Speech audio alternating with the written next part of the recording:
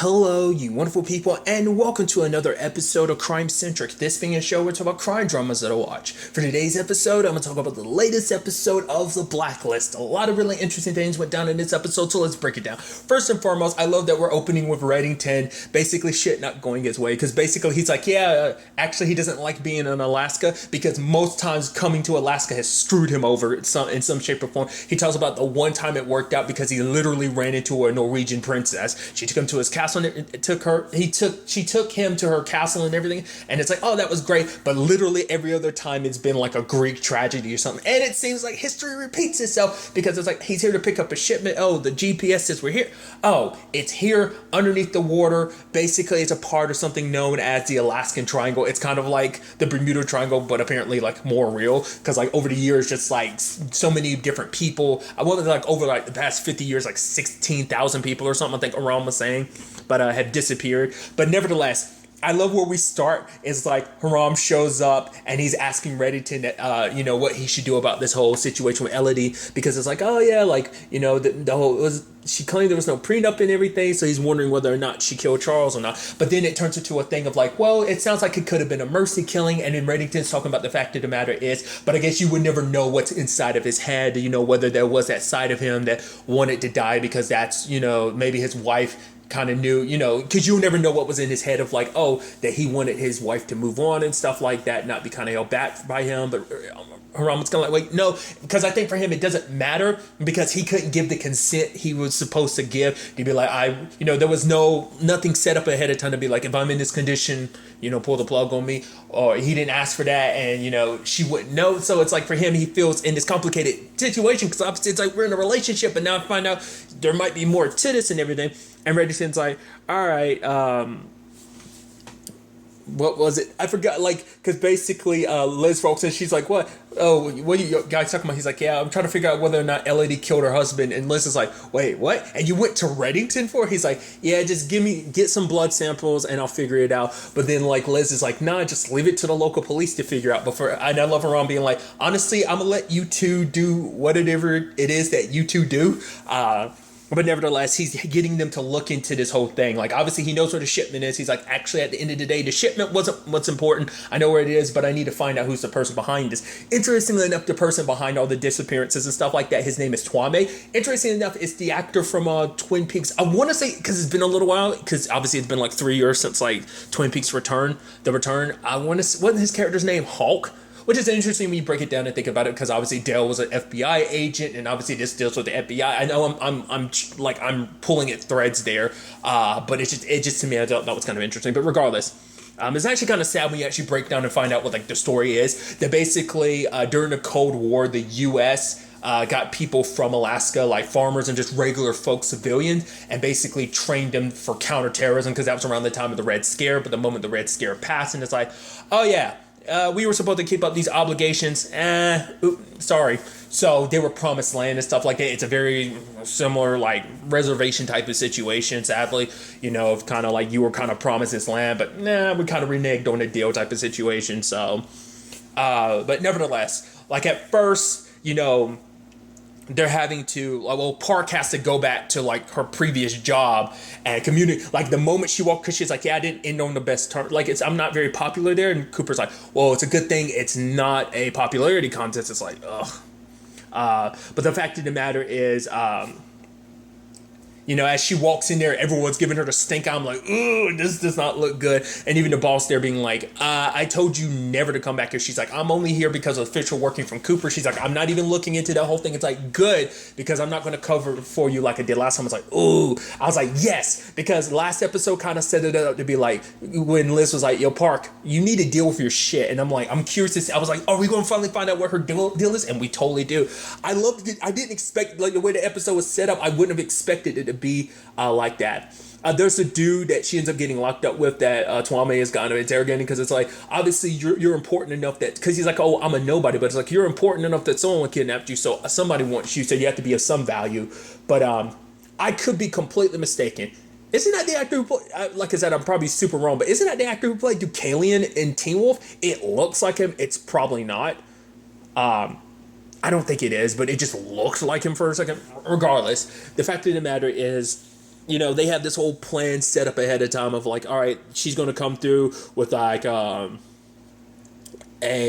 fake truck to be like, oh yeah, here's some stuff that you can steal, like using as bait. And I thought was so interesting in the grand scheme of things because like obviously her former boss is kind of like, we're the FBI, we stop crimes, we don't facilitate them. And the moment that line came out, I was like, ooh, you rolled up with the wrong task force, because it's just like, ooh, that's so ironic you would say that considering who you're standing across from, and just like the whole, thing with the task force and everything. It's funny. Like, obviously, even the part of the FBI, you don't know what it is that they actually do because that's a top secret from literally everyone. But it's just, I was just kind of like, that statement was ironic, and I think that was kind of the whole point for it to be ironic.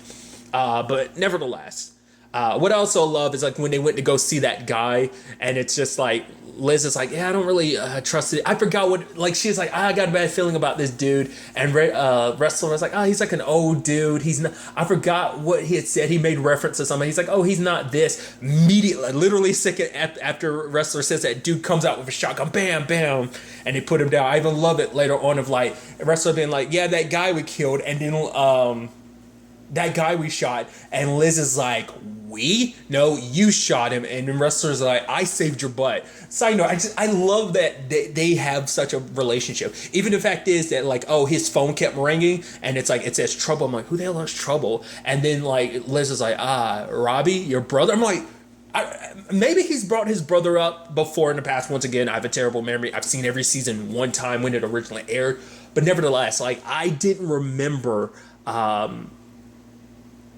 couldn't remember if he's ever brought that up before. It probably came up before, and it's just kind of interesting that, but the fact is Liz would know that, because even Aram was like, oh, I didn't, oh, you've never mentioned a brother before, and he's like, that's exactly my point kind of situation, so obviously it does, to the point only like Liz probably kind of knows about it.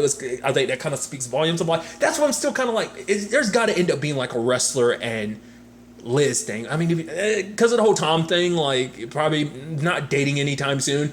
But I'm curious. Like that's all. Like I've talked about it before. Like I've always had that feeling that, especially like as the series progressed. Like even early on, I was like, is that ever going to turn into a thing? But then Tom came back into our life and everything. Things were kind of good again. So I was like, I guess not. Regardless, tangents and all that. Nevertheless, Park ended up getting kidnapped and taken, and then like she gets locked up with the dude.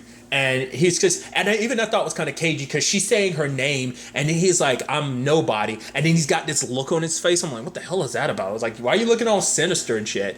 And then when they're like, I love Park. The dude like is coming to handcuff him. It's like, handcuff yourself. She's like, how about if you want it done, do it yourself? And he's like, and then like he's coming over and she's holding him out, and then she pulls him away from him, and he's like, you're too feisty for your own good. Do people ever tell you that? And she's like, all the time. And she proceeds to kick the home dude's ass. And I was like, that's so interesting. It's like, Park is a feisty fighter, but then home dude pulls a gun on her. I'm like, what are you doing? And it turns out they actually know each other, because even Twamie was like, the fact is that you're here and he's here. It has to be, it can't be a coincidence. There's no such thing as coincidence, especially in these circumstances. But Grace is like, no.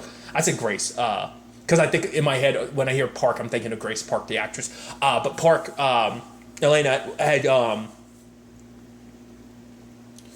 was like, no, like, there's nothing here. But then, like, when she looks at the dude, and it's like, I know exactly who you are, because it turns out, because we end up finding out later on that this is connected to her mom. Because obviously, like, while they're working to look for Park, like, Park's former boss is just talking mad shit about just, it's just like, but we'll do all we can to look for Park. Park kind of put herself in this situation. She'll kind of have to find her way out of this situation, which is like, that's kind of shitty even to say, but it's like, still, these are very capable people. We're doing all we can to find her, type of thing. And then Wrestler's asking, so what went down? It's like, basically Liz goes, you have a black sheep in your family, so does Park. So I was like, okay. At first I was thinking, like, is this dealing with like a sister or something? Is that what that was implying? But it's like, no, it turns out the black sheep in her family was her mom. And so it basically turned, because at first Park is like, you need my help to get out of here. If you kind of go off on your own, you're pretty much, we got a better chance of surviving and bringing this together despite our differences. But for her, it's like, it's like, I'll tell the FBI like everything about you and stuff like that. But then he's like, oh, I'll tell them everything about you, because then we find that we get little hints at some of the shady shit that Park's been up to. It's like, she bribed people. She bribed police officers. She crossed the line and stuff like that. It's like, holy crap. But when the time came to do was stuck in a bear trap, there was a part of her, I think, that wanted to just straight up leave him. But then there was another part of her that's like, no, I'm gonna come back for you. It's like, fine, here's the bullets. Like, there's only 6 of them, make them count, like, in case he has to defend himself. But I'm going to come back here, I'm going to help you, which is, like, considering your past. I mean, I think even he was thinking, like, you can't just leave me here. But when it's all said and done, Park ended up getting captured again, and they make it back to that dude. And, you know, but luck, because the dude was going to be like, oh, I can tell you she's a dirty cop. You could use her, you know, to benefit you. But luckily, Liz shows up in time. I think Liz and Rustler. But then, like, Home dude ends up shooting a bad guy in the back, kind of protecting Park. So it's kind of like, oh, you saved my life, even though we have the complicated situation we do. So, and then, you know, it's like, oh, did you, like, even Liz is like, did you know he was going to be here? The dude responsible with the whole thing with your mom? And it's like, no, I didn't. Like, but then how'd you two end up together? She's like, I'll give you one guess. I was like, Reddington set this all up? I was like, that's interesting. And even Park goes to confront him about the whole situation.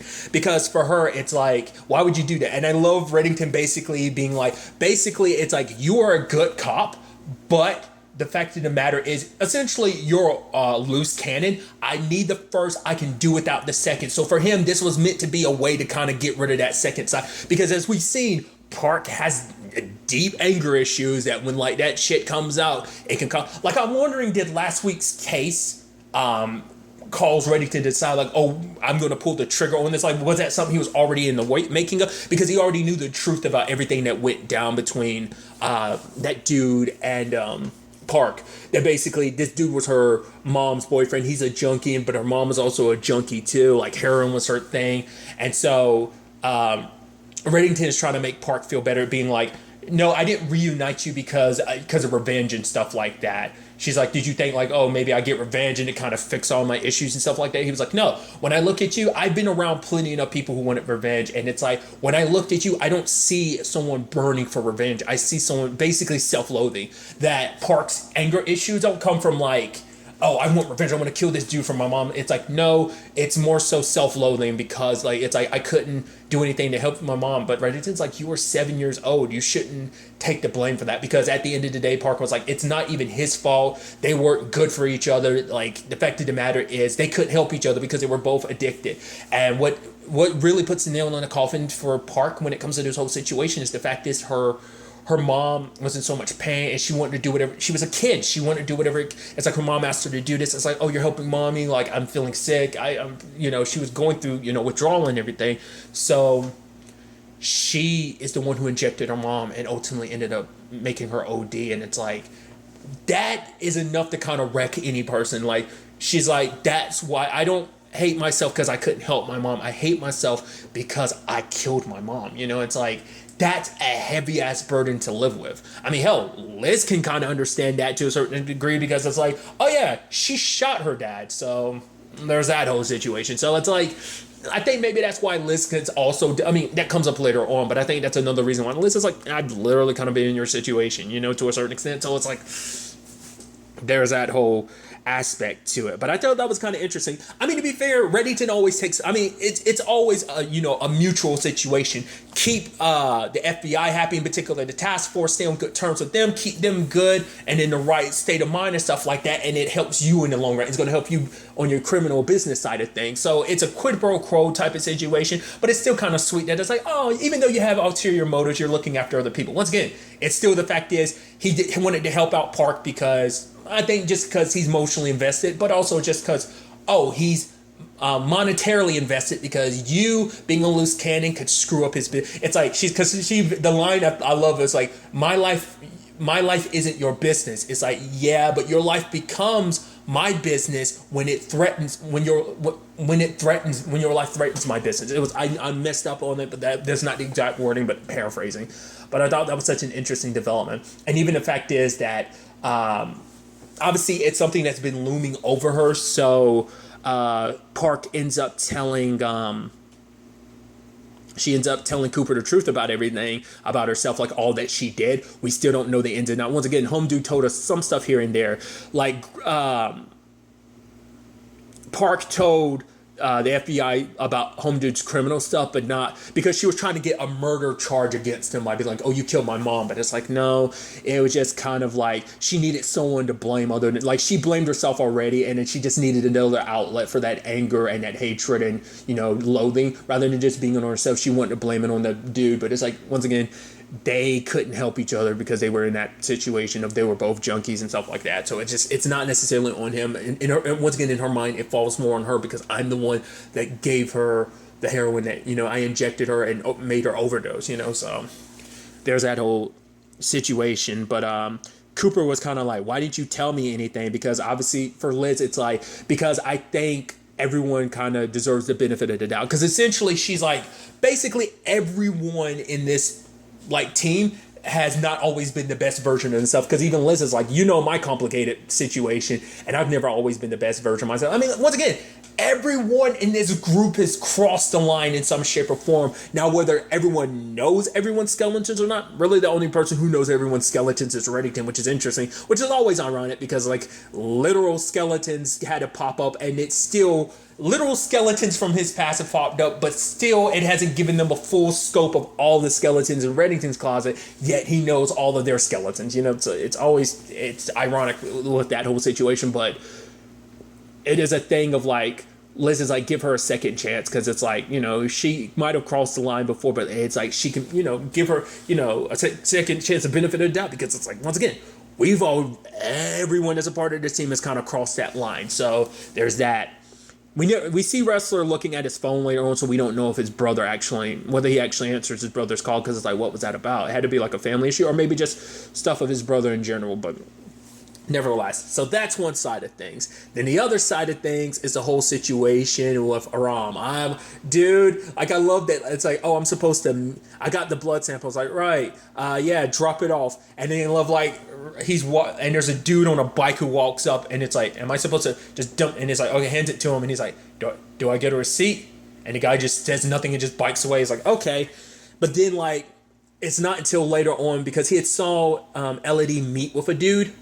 I almost, like, I'm all over the place, I do apologize. I almost kind of wish he had gotten caught by Elodie taking Charles' blood. That would have been interesting. But nevertheless, in the grand scheme of things, when it's all said and done, though,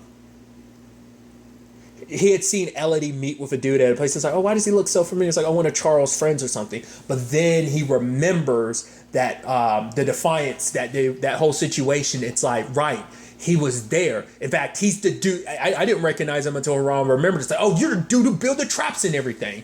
And it turns out, like, it's like, you got immunity and stuff like that, sure, but it only goes as far as you unveiling all criminal activities, you know, kind of circulated, because it's like, you're the dude who made the traps. And so Aram was wondering, like, is this what I think it is? And it's like, what did you do for her? And it's like, Aram kind of brings her and to the FBI. She's like, oh my God, I'm down here again. You know, it's like, oh, that's so cool. And then, like, he drops her, like, they're in the interrogation room and Home Dude's waiting. She's like, what's going on? He was threatening me. He was going to spread all these lies and stuff like that. And it's like, if that were the truth, you would have went to Aram. He would have helped you out and stuff like that. So obviously it's last minute lies and stuff like that. But it turns out, like, her husband wasn't a part of that world. She was, and then she brought her husband. She had it set up so her husband would get picked. Sadly, he didn't die. He actually survived, and that made a complicated situation. So what she did is, the next time, the episode where they actually were in the Defiance together and everything, her and Aram, Home Dude was supposed to pick her. There was supposed to be a way out. Like, the whole thing, it was all a building block to her manipulating Aram. And it's like, basically getting close to him, because it kept coming up about, like, because remember there's that episode where she had brought up, it might have been literally that an episode or two ago, where she brought up the whole thing about, like, oh yeah, like the Blacklist and stuff. Like, he's like, and Aram made a point. He was like, oh, you got a really neat memory that you're remembering all this stuff. It's like, yeah, why would she take note of all these blacklisters? Because she needed someone's help with how to kill Charles without it looking suspicious. And it's like, oh, it's like, no, it's like, you kind of felt bad. It's like, I already thought it was bad enough where I thought she killed her husband. She literally set everything in motion. And it's like, oh, dude, this arc's been building like this. And it's like, and he's like, tell me straight up, on your word, did you kill your husband? She's like, no. And he's like, I hope you're telling the truth. And he gets the results back. I'm assuming it all leads to the fact is she did kill her husband. And because obviously Aram ends up having her arrested, and she's like, no, I don't understand. He's like, me neither. And it's so heartbreaking because it's like, this is his first love situation outside of the Samar situation. He was broken hearted after Samar. Now he had an opportunity. He felt good again. And now it's like, dude, what's this going to look like for him going forward? It's like, it's bad enough where like your love life has kind of screwed you over twice with women that you had fallen in love with. This is literally worse because it's like, well, one, Samara was on the run. You want to be with her, but you can't. With the situation with Elodie, it's like, well, the fact of the matter is, you know, she committed a murder and everything, and you know, you were kind of a piece to that puzzle, so it's like, it makes you feel used and probably makes him feel like, oh, I didn't see that she was using me, I feel so, you know, and it's kind of a shame. It's just like, man, that's gonna fuck him up. You know, Ram's gonna be really messed up because of this situation, but I'm really, really interested to see where everything in general takes us going forward into the next episode. But really, that's all I want to talk about. To the next time we meet, be happy, be safe, live life to the fullest, and enjoy it. Good day, and goodbye.